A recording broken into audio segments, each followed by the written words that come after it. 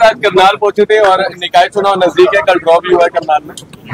देखिए मित्रों, करनाल चूंकि मेरा घर है, मैं यहाँ से सांसद चुना हूं यहाँ के लोगों ने, तो निश्चित रूप से मेरा लगातार आना जाना रहता है। ये बात अलग है कि चुनाव जो के नगर परिषद के अब सिर पर है और उसकी सारी प्रोसेस चुनाव आयोग ने शुरू कर दी है, पार्टी ने भी शुरू कर दी है।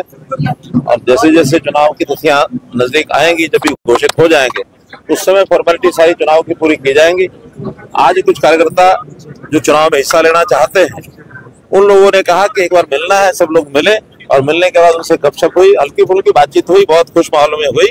और सब लोग अपने ढंग से जो तैयारी करेंगे, व्यक्तिगत रूप से उनसे मिलना होगा और जो चुनाव में आगे आएंगे वो सफल होकर के आगे आए, यही उनके साथ हम आगे का सारा विषय चलाएंगे। सबके साथ वहाँ पर बैठ के लगातार ये मामला गरमाया जा रहा है।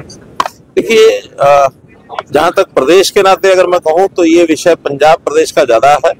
हरियाणा में इस प्रकार की कोई बात नहीं है। और पंजाब प्रदेश के लोगों के साथ सुप्रीम कोर्ट ने उन लोगों से बातचीत करने का केंद्र सरकार को कहा है। तो हमारे केंद्र सरकार के जो लोग हैं उन्होंने ऑफर दिए बातचीत करने की, लेकिन लगातार 2 बार 3 बार सुप्रीम कोर्ट ने कमेटी भी बनाई बातचीत करने के लिए। उस कमेटी को मिलने के लिए किसान नहीं आए। इसके बाद फिर से ऑफर दी उनको पंचकुला में मीटिंग करने के लिए, वहां भी वो लोग नहीं आए हैं। अब किसानों को अगर कोई कंडीशनल इस प्रकार से बात करनी होगी तो ठीक नहीं है। ये दोनों तरफ से जो हाथ बढ़ता है तो उनको बढ़ाना चाहिए और आपस में बैठ के बातचीत करनी चाहिए, उसमें से को हल निकले। सर, कांग्रेस के अंदर लगातार फूट देखने को मिल रही है, वो पत्र लिखने की भी बात कर रही है कि पत्र लिखेंगे कि हार की कोई जिम्मेदारी लो, ऐसा कुलदीप शर्मा का कहना। अच्छा है कि कांग्रेस का इंटरनल मामला है, उनसे आप पूछेंगे तो ज्यादा अच्छा रहेगा। अब मैं तो कांग्रेस के अंदर घुस के आया नहीं, ना मैं कांग्रेस का पदाधिकारी हूँ ना कार्यकर्ता हूँ, इसलिए कांग्रेस के लोगों से मिलेंगे, उनसे बात करेंगे तो आपको ठीक से उत्तर देंगे। सर, विधानसभा चुनाव में कुछ पार्षदों ने बगावत की थी, लेकिन अब वो कह रहे हैं कि उनसे गलती हुई थी और अगली बार जो है वो डबल कोटे से कहीं ना कहीं उसकी पूर्ति कर देंगे। देखिए, पार्टी का इंटरनल मामला है, पार्टी जैसा विचार करेगी वैसा। दिल्ली चुनाव कभी भी अब घोषित हो सकता है और इसमें सब पार्टियों ने अपने अपने कैंडिडेट घोषित करना शुरू कर दिए हैं। भारतीय जनता पार्टी ने भी एक लिस्ट जारी की है और जैसे ही चुनाव घोषित होंगे उस समय सभी पार्टियां चुनाव मैदान में आएंगी और अपना अपना एजेंडा लेकर के आएंगी। मैं इस बार ऐसा कह सकता हूं कि इस बार भारतीय जनता पार्टी का एज ऊपर है और हम चुनाव जीतने की ओर आगे बढ़ेंगे। केजरीवाल तो दावा कर रही है। दावा तो हर कोई करेगा, मैंने दावा की वजह ये कहा कि हमको ऐसा लगता है कि इस बार भारतीय जनता पार्टी का एज ऊपर है। धीरे धीरे चुनाव की तस्वीर साफ होगी तो फिर हम भी अपना दावा करेंगे। शुक्रिया सर।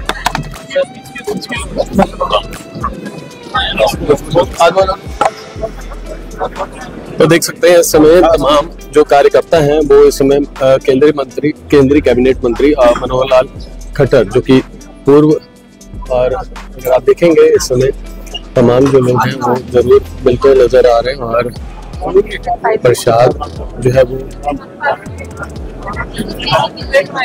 ग्रहण करते हुए लड्डू गोपाल जो है लेकर आए और प्रसाद ग्रहण, और देख सकते हैं मनोहर लाल जी ने माथा टेका है लड्डू गोपाल जी के आगे और अपनी कुछ बातें भी जरूर लिख कर दी हैं और उसको लेकर केंद्रीय कैबिनेट मंत्री मनोहर लाल खट्टर जी के द्वारा उसको पूरा करने का आश्वासन और जो भी समस्या है उसका हल करने का जरूर आश्वासन जो है वो जरूर दिया जा रहा है। और फिलहाल इस समय अगर आप देखेंगे मनोहर लाल जी जो है वो करण कमल कार्यालय में मीटिंग को लेकर पहुंचे हैं और मीटिंग के बड़े मायने बताए जा रहे हैं और मीटिंग के बड़े मायने हैं। और मनोहर लाल जी से मिलने के लिए इसमें अगर बात करें तो पूरी ये देख लीजिए बीजेपी करण कमल कार्यालय में पूरी तरीके से अगर आप देखेंगे तो तमाम जो कार्यकर्ता हैं वो लोग मौजूद हैं और कार्यकर्ता जो है वो फिलहाल जरूर मनोहर लाल जी से मिलना चाहते हैं और उनसे मिलकर अपनी बातचीत रखना चाहते हैं। नगर निकाय चुनाव के को लेकर कहीं ना कहीं अहम मायने जरूर मनोहर लाल जी की इस मीटिंग के जरूर रखे जा रहे हैं कि मनोहर लाल जी फिलहाल अब इस बंद कमरे में एक मीटिंग जो है वो होगी और उस मीटिंग के लिए मनोहर लाल जी अंदर जा चुके हैं। फिलहाल ये देख लीजिए फिलहाल तमाम जो लोग हैं वो आपको दिख जाएंगे भाजपा करण कमल कार्यालय में, जहाँ पर मीटिंग के बाद मनोहर लाल जी से मिलने के लिए, जो कि इस कमरे में है, उनसे मिलने के लिए बड़ी संख्या में जो तमाम लोग हैं वो लोग जरूर अगर आप देखेंगे कमरे के बाहर खड़े हैं। विधानसभा अध्यक्ष रविंद्र कल्याण जो है वो भी बाहर खड़े हैं और सभी लोग कहीं ना कहीं मनोहर लाल जी से मिलकर अपनी बातचीत रखेंगे और नगर निकाय चुनाव को लेकर हर व्यक्ति कहीं ना कहीं दावा पेश करता हुआ नजर आ रहा है। और जो लोग इस चुनाव के अंदर टिकट की मांग कर रहे हैं वो लोग भी यहाँ पर पहुंचे और उन लोगों ने भी अपनी बात रखी। और फिलहाल अब नगर निकाय चुनाव को लेकर सरगर्मियां जो है वो जरूर तेज होती हुई नजर आ रही है। इस वीडियो को शेयर करें, कमेंट करके अपनी राय दें। तमाम लोग बड़ी संख्या में करण कमल कार्यालय में इस समय मौजूद हैं और इस समय बड़ी संख्या में जो लोग हैं वो लोग जरूर मनोहर लाल जी से मिलकर अपनी बातचीत रखना चाहते हैं।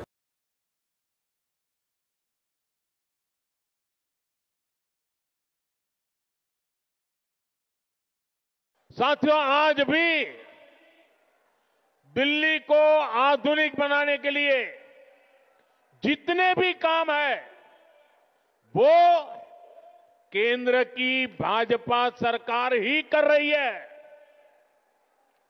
दिल्ली में जो बड़े बड़े प्रोजेक्ट्स हैं, संस्थान और संस्थाएं हैं, उनका जिम्मा केंद्र सरकार के पास है।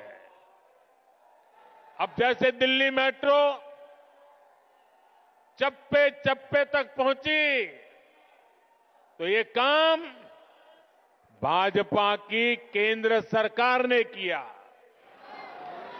बीते एक दशक में दिल्ली एनसीआर में मेट्रो नेटवर्क दोगुने से भी अधिक हो चुका है।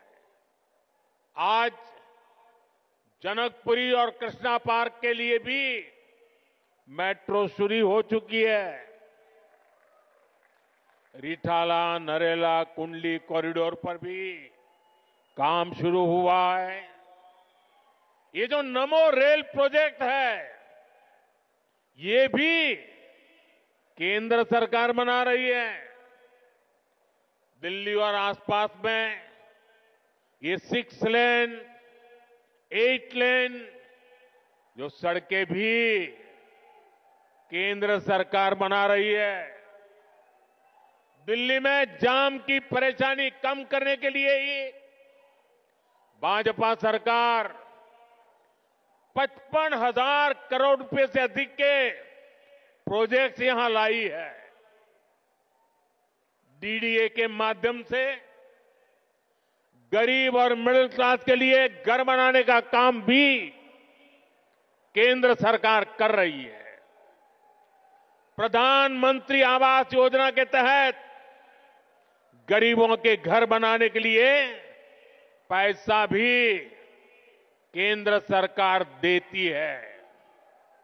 और साथियों, अभी 2 दिन पहले मैं अशोक विहार में था।